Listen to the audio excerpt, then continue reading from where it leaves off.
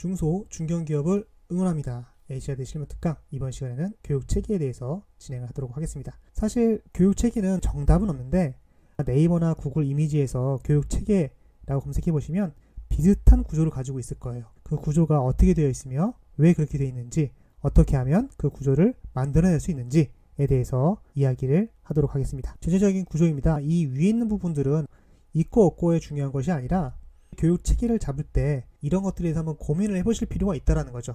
교육 체계가 회사의 경영 전략이나 인재상, 사훈 이런 것들과 매치가 되어야 된다는 거죠. 그래서 그런 것들을 한번 고려해 보신 상태에서 교육 체계를 잡으셔야 되는 것을 말씀드리고요. 아마 교육 체계도라고 하면 이 부분일 거예요. 구조를 한번 살펴보도록 하겠습니다. 먼저 세로 직급이죠. 보통 레벨별로 하는 거고요. 회사 규모가 작으면 작을수록 뭉쳐있을 가능성이 큽니다. 크면 클수록 분류되어 있을 거고요. 사원, 주임, 대리, 과장, 차장 따로따로, 아니면 이렇게 사원, 주임, 대리, 과장 이렇게 묶여있거나, 더 조직이 작다 그럼 실무자, 관리자, 임원 이게 될 수도 있고요. 그럼 회사 규모에 따라 다르니까 회사에서 레벨별 어떤 것들을 요구하는지, 직급에 대해서 어떤 관점으로 보고 있는지, 회사 규모는 어떻게 되는지 이런 것들을 한번 고민해서 진행을 하시면 될 것 같고요. 가로축 같은 경우는 보통 3가지인데 여기는 4가지로 분류되어 있네요. 그래서 보통은 이 직급별, 레벨별로 요구되는 리더십이나 그 직급별 혹은 직책별 요구되는 역할에 대해서 이제 이런 식으로 직급별로 교육이 있는 거고요. 여기는 이렇게 나눠져 있는 거 보니까 상반기, 하반기 이렇게 진행이 되는 것 같습니다. 그리고 직무교육이겠죠. 각 직무별로 있는데 회사 규모가 작으면 직무교육이 사내에서 할 수 있는 게 힘들겠죠. 그래서 외부 위탁을 할 때 직무 기본은 어떤 것들이 있다, 직무 전문은 어떤 것들이 있다 라고서 제시를 해놓고 자세한 것들은 각 팀별로 조사를 해서 따로 하시는 게 필요할 텐데, 아마 이렇게 되어 있다면 나중에 회사가 좀 커지면서 이것에 대해서 조사를 심도 있게 하시는 게 필요할 것 같습니다. 그 다음에 공통교육 같은 경우는 조직 가치라든지 비전, 미션, 핵심 가치, 사훈 이런 것을 보통 공통교육이라고 하고요. 추가적으로 법정교육 같은 의무적으로 공통적으로 전 사원, 대표님까지 받아야 되는 이런 법정교육에 대해서 있는 게 있고, 회사의 경영 전략 중에서 전 직원들에게 공유되는 것도 있을 수 있겠죠. 그리고 조직이 잘 돌아가기 위해서 커뮤니케이션이나 조직 활성화 이런 것들도 생각해 보실 수 있겠습니다. 여기 같은 경우는 공통교육의 신입사자 교육을 했는데 아마 이 정도인 걸 보면은 차장 정도까지는 신입사자 교육을 받아야 된다 이런 식으로 짜여 있는 것 같습니다. 그리고 이 회사 같은 경우는 독특한 게 보통 3가지로 하는데 여기 같은 경우는 글로벌과 안전에 대한 부분이 돼 있어요. 아마 이 회사에서는 이 체계를 만들 시점에 전투적으로 글로벌로 나아가기 위해서 교육이 힘써야 된다 라는 게 있었을 거고요. 아마 안전이라든지 보안에 대한 부분이 있었던 걸로 보면은 제조회사, 도면이라든지 시스템에 대한 보안이 중요한 회사인 것 같습니다.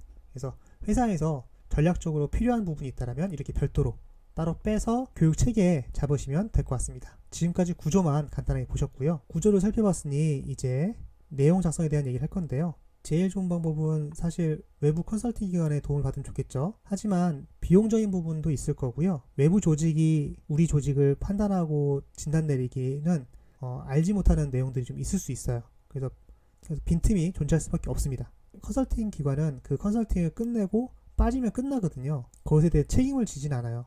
근데 책임은 누가 져요? 담당자인 우리가 지죠.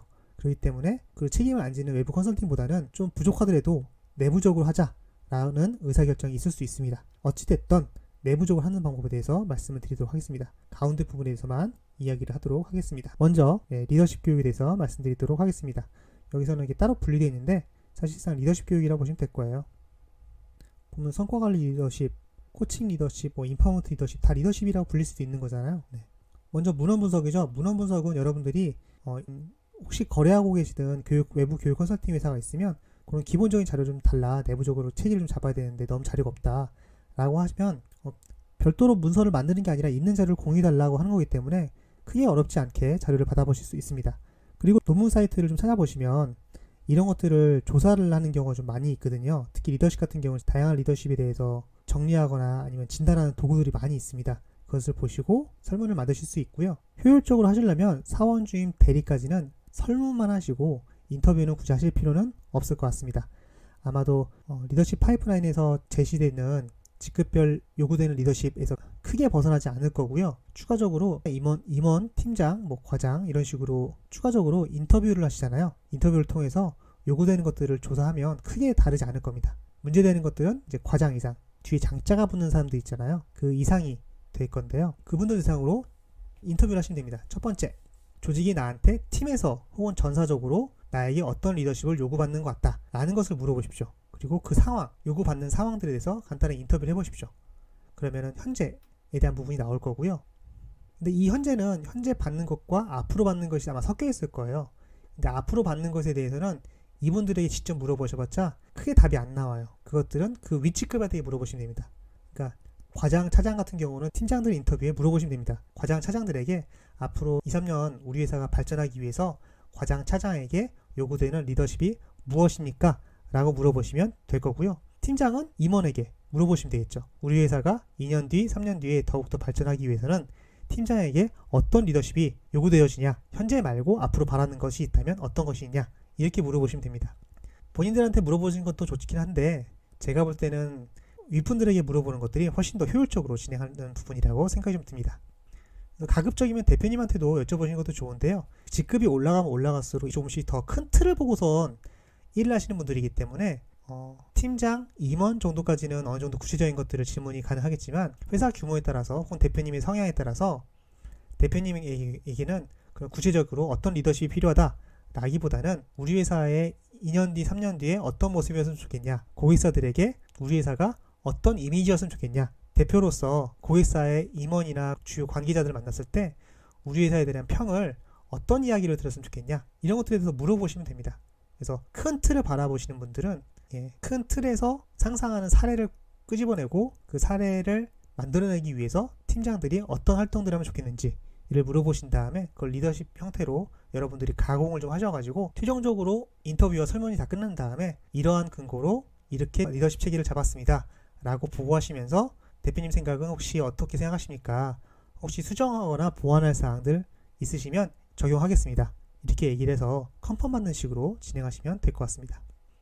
그 다음에 직무교육입니다. 직무교육 같은 경우는 문서로서는 제일 좋은 거는 직무기술서긴 한데 사실 직무기술서가 없는 경우가 되게 많겠죠. 중견기업 어느 정도 규모 이상 됐을 때 보통 만들기 때문에 중소기업이나 중견기업 초반 같은 경우는 아마 없을 가능성이 큽니다.